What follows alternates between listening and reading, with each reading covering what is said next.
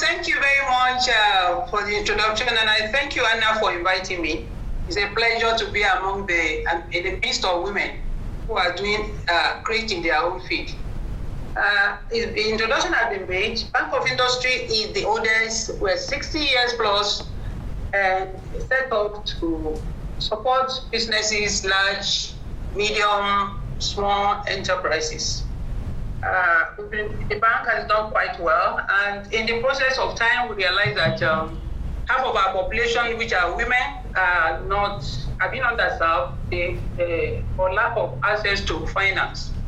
So Gender Business Group was set up in 2006 by the first female managing director. It was restructured in 2015 to support. And like Kemi mentioned, we had a disbursement of over 100 billion, which is $265 million US to women businesses in various sectors of the economy. To build their businesses, we have Business Resilience Assistance for Value-Added Services, which is a collaboration we're doing with Islamic Bank of Saudi Arabia to support women in the north and the southern part of the country as well. I'm supposed to be talking to just a moment to know what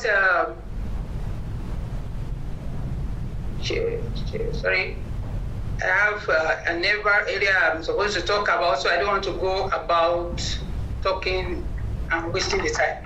So the talking is, I'm supposed to talk about how women can actually access funding, getting funding and grant by and we know that getting funding in terms of grant, we can have it from angel investors, from your equity, from personal savings, which you can put together as well to start your business.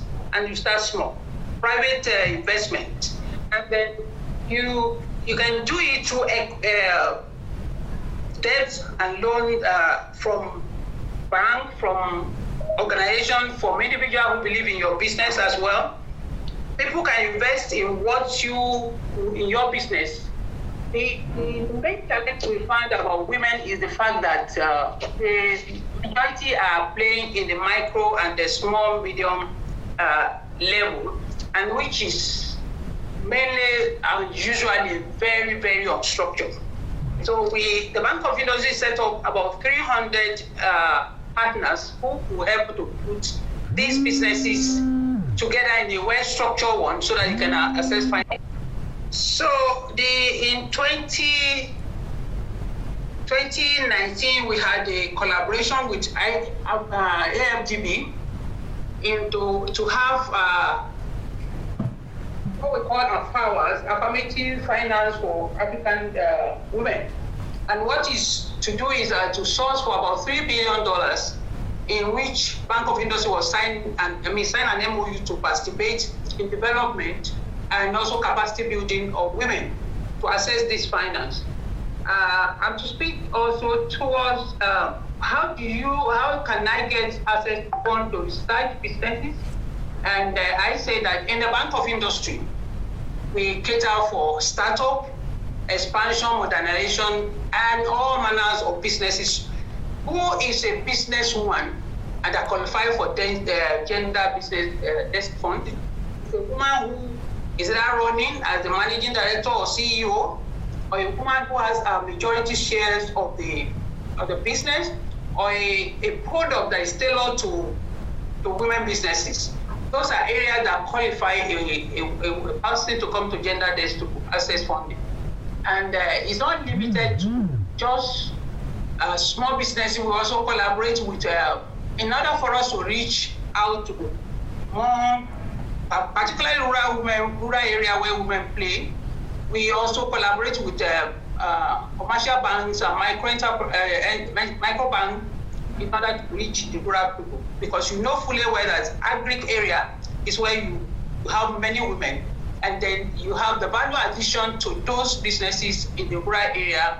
And where we do not have presence, we use this commercial bank and the micro bank to reach out to them in order to scale up their businesses.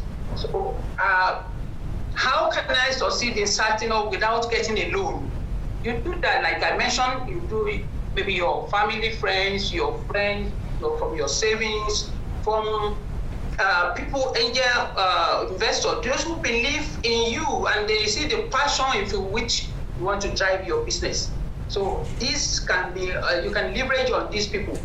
Then you have to get access for funding, for research, is something that is leveraging in the government. For us at the Bank of Industry, we're not doing research per se at the moment, but there's no business that's being run by a woman or an initiative that a woman is running that the BOR will say no to, because we always look at a creative way to impact women and encourage women to do their business. So it's researching. We find out that you bring up your proposal. I don't know where you got me last. I was talking about soliciting for fund and how do I maintain sustainable profitability in my business. You grow your market shares, develop and improve your market drive so that you reach out to more people, make yourself visible in the market space. Develop quality products so that people can, you can attract more customers, can attract buyers. You provide the right product to market demands. You that as much as possible to see what is trending, see what is demand is. Today, you probably will do well in agro area because a number of people are not looking for clothing or things that are not essential. You look for something like agri, looking for food, everybody wants to eat, want to look for something that every other person will require. And then you tailor yourself. For example, when you look at what COVID-19 has done for us, a lot of logistics are taking place. You don't have to do it all. You don't have to have a business that, particularly when you are a startup, you don't have to start a business and do it all yourself. You can outsource some of these things. For example, you're in the rural area and you want to do business, you want the city people to leverage on outsourcing some of these logistics out, and so that people can buy. You encourage people to come to your place to buy or engage the services of logistic, the transporters who can deliver, add value to it. During the pandemic, we realized that a number of our people who are into food are usually, they were not shut down totally, even though there was closed up and the people will still eat. So what these people did was to engage logistics. People had a rider and people, so people were doing delivery. And so they were still in business. So when you look at it that way, even when people will not take clothing, of course they will do food. And so you study the market and see what is required of food. I mean, what the demand is at the moment, and you leverage on it and tailor your production towards that one. So at the Bank of Industry, we do not close our shop. Whether you're a startup, you are expanding, we do not close shop because we know every woman that you give a dime will make use of it. They don't like to own. We have over 90% success rate with women businesses because they don't have the mind to own and not pay back. Then we realize that some of the challenges they have, apart from access to funding, which finance that they have, we realize that a number of them don't have a way to collateralize the loan they want to borrow. For example, you want to come in to get money from the bank, you will require some form of security.